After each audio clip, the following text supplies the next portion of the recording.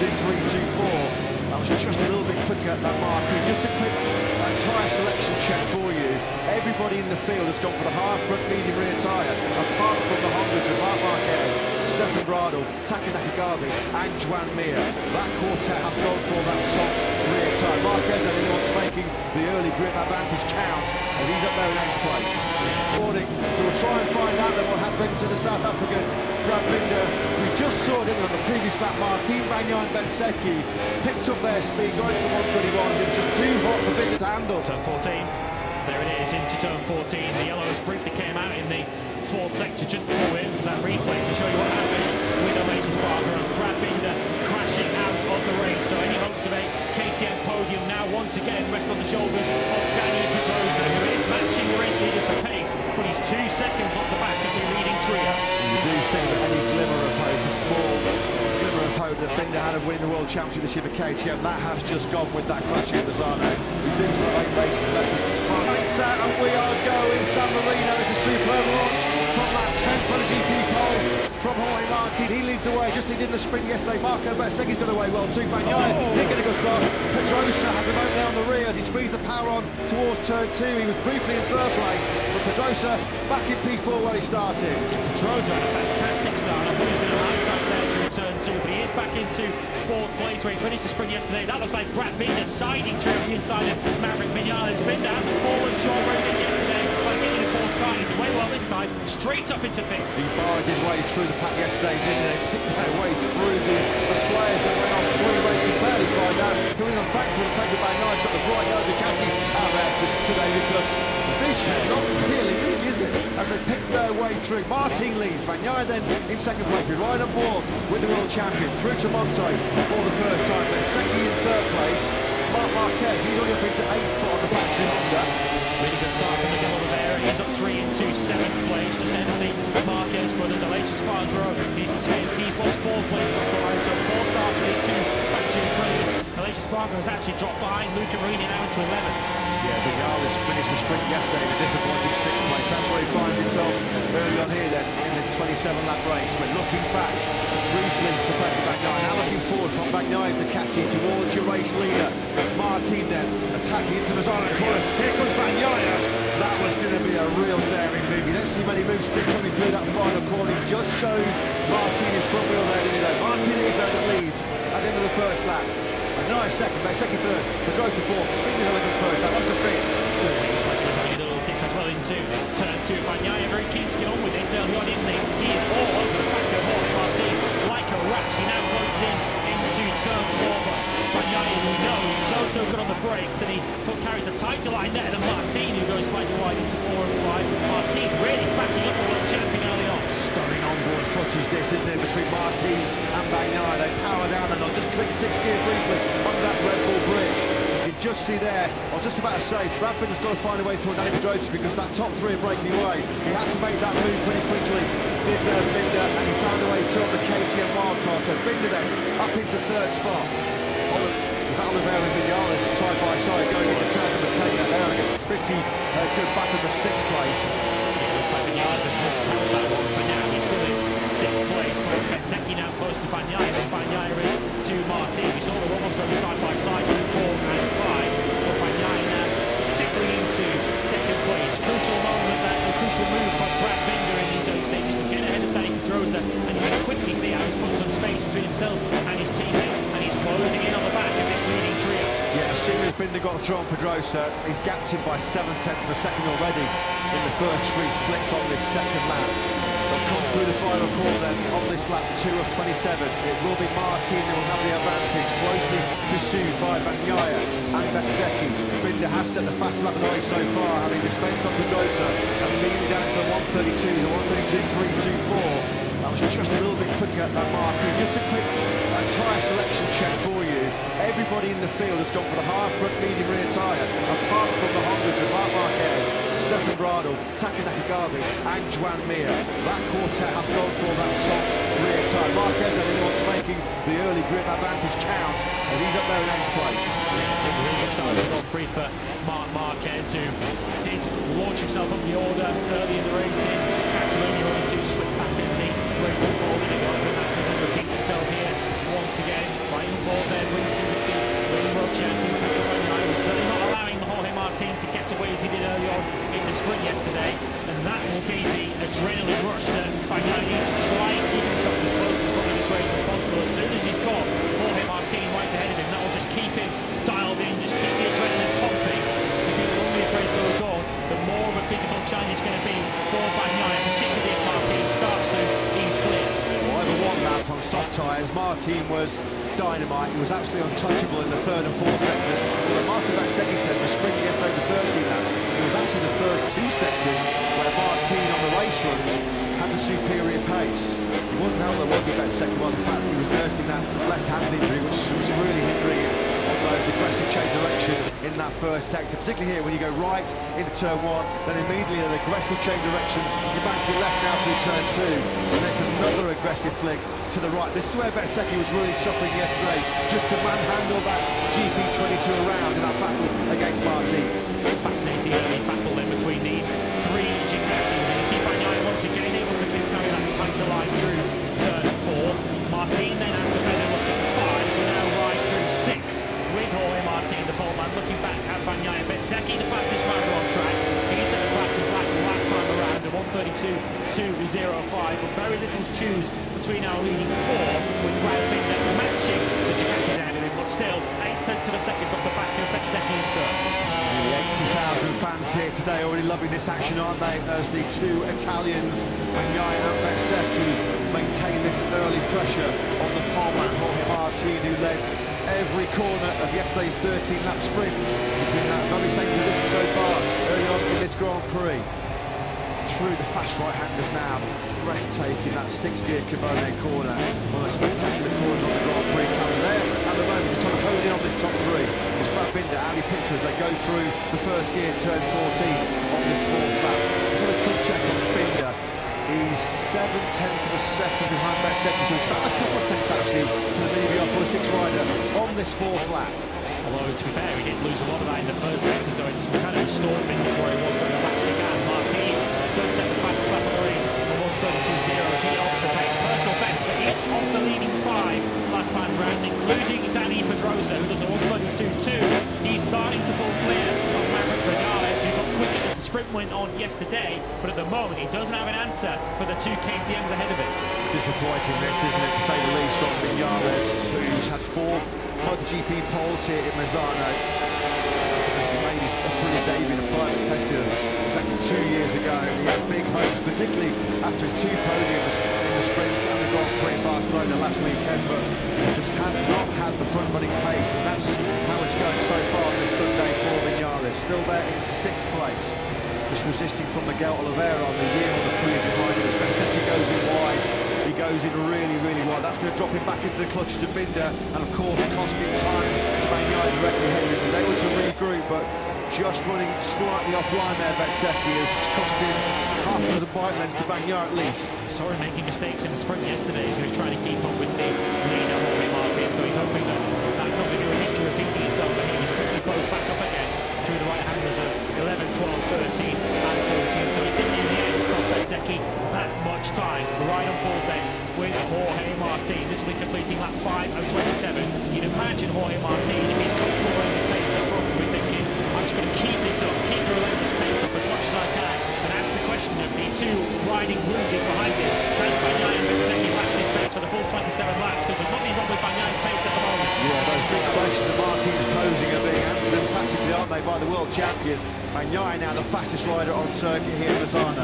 He's got down to a 1:32.003. That was about a tenth and a half quicker than Martin. We're looking directly ahead of now. They come to the tight turns 4 and 5. Now this Misano circuit really starts to open up. You build speed. Second gear through turn 6.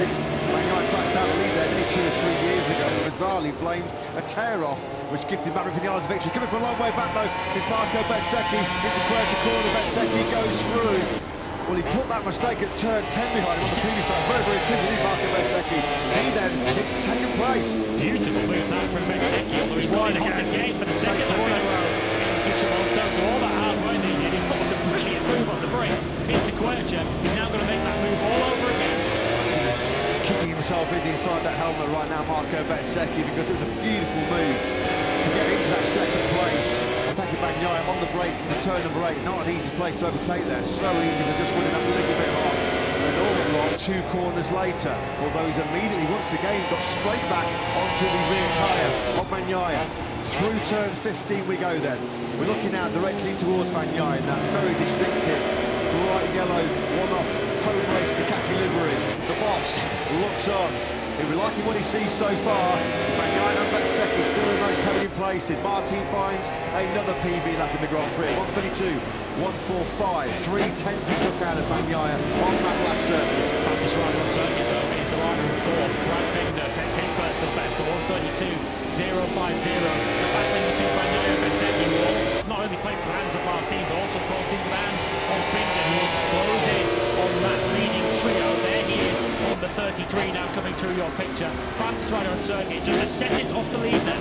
Quicker than Bagnaia and Vignard on that last lap was Pecco Bagnaia, Marc Marquez doing absolutely a rip-storming job on that soft rear tyre. How long will that soft rear hang in there underneath Marquez? He's taken the punt to get some information and knowledge for HRC, and it was a very important post-race test here tomorrow, particularly for the stronger Japanese manufacturers, as Fabio Quartararo and Marc Marquez pin their hopes on some new kits, transforming their fortunes, not just this season, but into next season as well. And there's been some big pre-race reports here in Misano that despite all the gossip and speculation about Marc Marquez moving to Brazilian Ducati next year, that he will see out the final year of that unprecedented 4-year contract with Honda. So Marc Marquez at the moment still in 8th place. Look at the leading 4 then, led by Jorge Martin. This trio of Ducatis, the top 3 in the World Championship, the top 3 in this Grand Prix. There's the gap that we're tracking between Bezzecchi and Binder.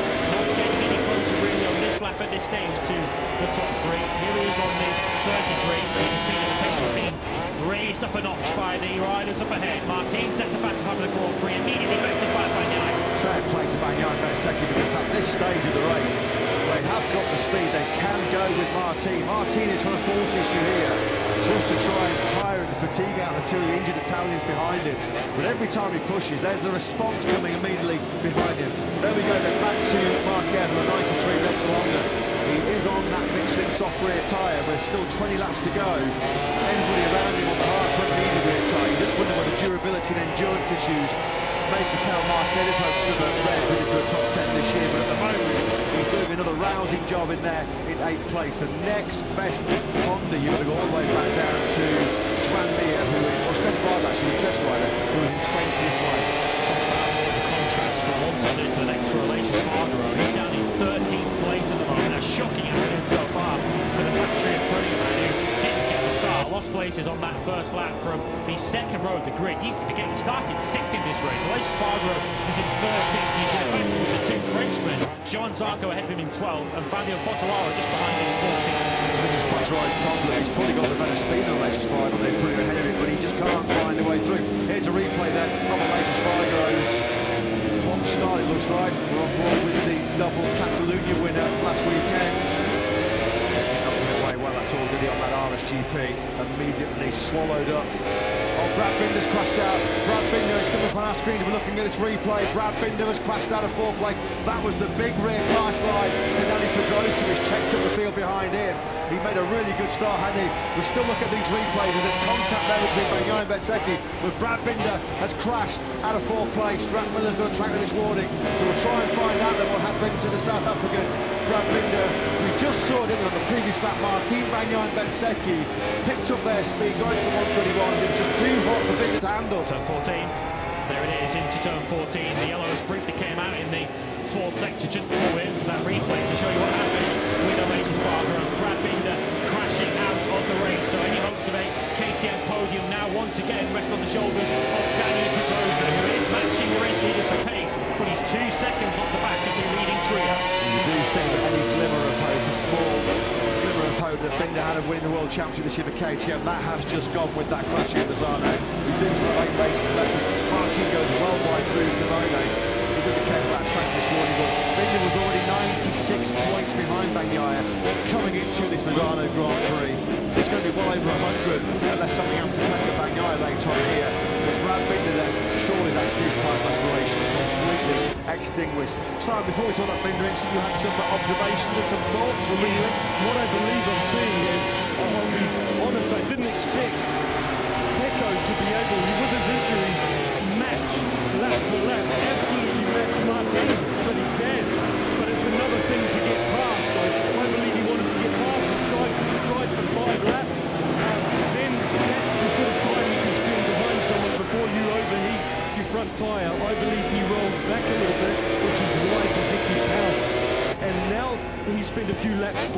I think you'll see him come back, have another go, but he won't spend too much time there.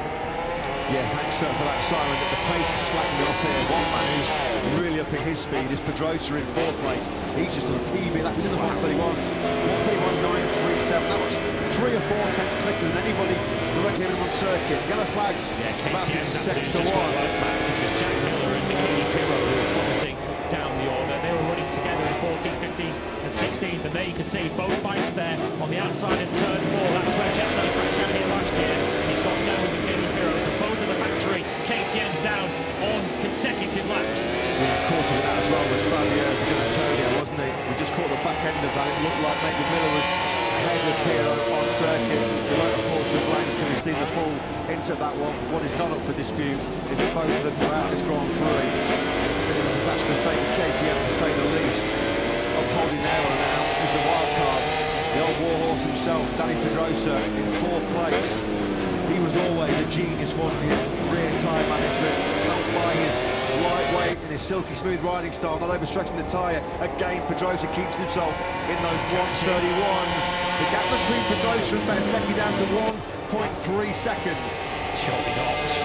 There'll be many Dani Pedrosa fans watching back at home thinking, is the impossible possible? He was so close to the sprint podium yesterday, he just could not outbreak Pecco Bagnaia, but he's closing in. That's consecutive laps now. Pedrosa's been 3 tenths quicker than the trio of Ducatis ahead of him. Honda might be having a horror show so far this season, but you have to dock your cap to Marc Marquez on that soft rear tyre. As we watch Miguel Oliveira run wide, that's why Marquez picked off that 6th place.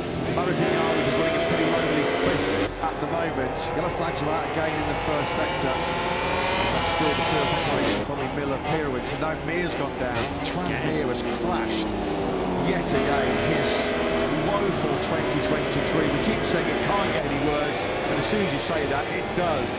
Mir was in 19th place. He's gone down at turn 4. Dani Pedrosa is now within a second of Marco Bezzecchi. It's briefly increased through the 3rd sector. There is Tran Mir who's gone down on the outside of turn 4 and 5. Just as they cleared up the mess from Michele Pirro and Jack Miller, Tran Mir joins the same piece of tarmac as we now come back to the trio of Ducatis up the front. And Dani Pedrosa up behind us, becoming an ever-increasing presence in the battle at the front of this Grand Prix as Martin, Bagnaia and Bezzecchi continue to trade lap times in the 132s. Pedrosa's in the 31s yet again. 32.2 for the first two, 32.3 for Bezzecchi, 31.9 for Pedrosa. It couldn't, could it? It could not happen, could it? Dani Pedrosa, his last MotoGP victory was at Valencia. The closing race of 2017, nearly 6 years ago. But Dani Pedrosa is about to play a big part in the outcome of this San Marino Grand Prix in 2023. This guy is pure class. We're talking about Dani Pedrosa, a rider who's had over 150 Grand Prix podiums. If you want to know about his stature in this sport, Pirro and Miller's incident is going to be reviewed after the race. Only Marc Marquez, Roy Lorenzo, Mike Harewood, Angel Nieto, Valentino Rossi and Giacomo Agostini have won more races than Dani Pedrosa in the 74-year history of Grand Prix motorcycle racing. But Pedrosa now starting to pose a big threat here in Misano. There he is, back in the picture in 4th place. He's already had 3 tenths out of him on this lap so far as Pedrosa. The gap's down to 0.9 to 0.6. This trio of Ducatis are having their own private battle on the front. They're leading to win the championship, and they've got the wily old wild card closing in at the back of the picture. There he is into the picture. Pedrosa is closing at a vast rate of knots. He's had 6 MotoGP podiums here in Misano. He was the race winner in 2010, the race winner in 2016. He was our 8th different winner in 8 successive races in 2016. That incredible run 7 years ago. But Dani Pedrosa, talk about old but gold, rolling back the years, blast from the past. Pedrosa again is another personal best lap from the number 26, a 131.876. He's just 6 tenths now behind Marco Bezzecchi, striking distance to the front of this Grand Prix, 1.1 seconds behind Jorge Martin. This is astonishing. The fairy tale is on. He's the only rider on circuit lapping in the 131s at the moment. The Ducati he's ahead of him, not going slowly. They're in the low 32s. But for reference, you've got Miguel Oliveira, Alex Marquez and Ralph Fernandez are in the mid 32s. Luca Marini did a 33.9 last time round as he lost out to Ralph Fernandez and Johan Zarco. But this is 3 consecutive laps now where Dani Pedrosa has been a good third of a second quicker than the guys ahead of him. Through the first sector, Pedrosa is now within 0.6 of a second of Bezzecchi, who's surely getting information on his pit board. The 26 is catching you. A podium is going to spark wild celebrations for the wild card. Imagine if he does win this Grand Prix. If Misano had a roof, it would be lifted off.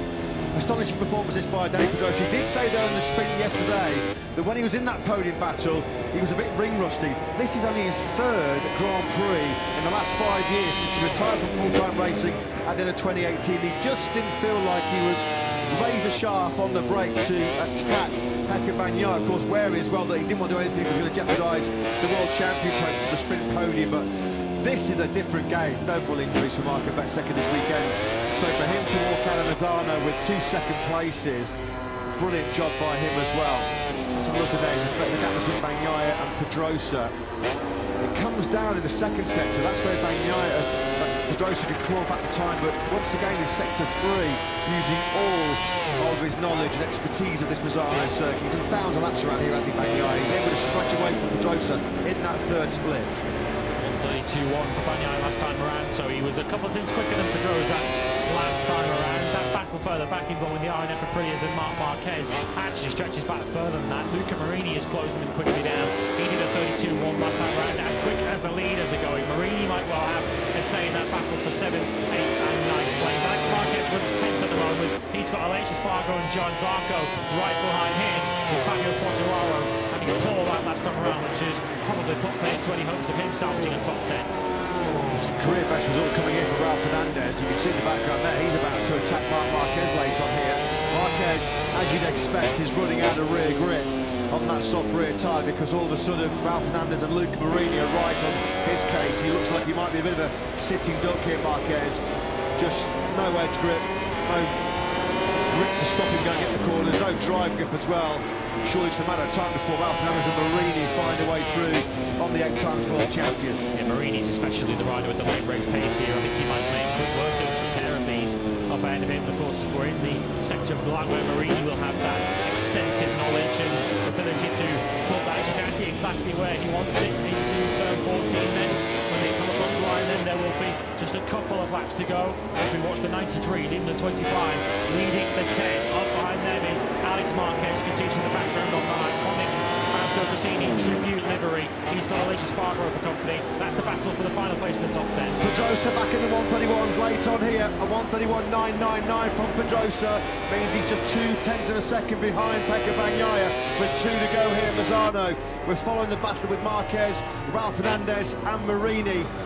But it's game on here for this podium battle. You can see there Pecco Bagnaia on the left-hand side of your screens. That is the closest that Dani Pedrosa has been. Is he mounting a late charge here? Is he going to inflict late heartache on Pecco Bagnaia? Bagnaia, we know, is probably the best defensive rider in MotoGP. He's so hard to overtake. He's so good on the brakes, but it looks like he's just running out of rear grip himself here.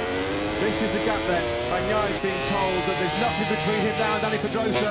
Look at the corner speed that Pedrosa has, the edge grip that Pedrosa has, like carbon fibres chassis KTM. Bagnaia, there could be some crushing late heartache coming here. He's worked so hard for this home podium, but the pressure coming from Pedrosa. The issues we've seen from Bagnaia in this race so far have been out of corners. We saw the moment there out of turn 14 a couple of laps ago. He had that problem coming out of turn 10 earlier on as he desperately tries to get that bright yellow Ducati stopped into turn 14. There will be 1 lap to go once they complete these 2 left-handers. Can Dani Pedrosa finally solve the Pecco Bagnaia puzzle? He couldn't solve it in the sprint yesterday. He's got 1 more lap to try and snatch a first MotoGP podium for quite some time.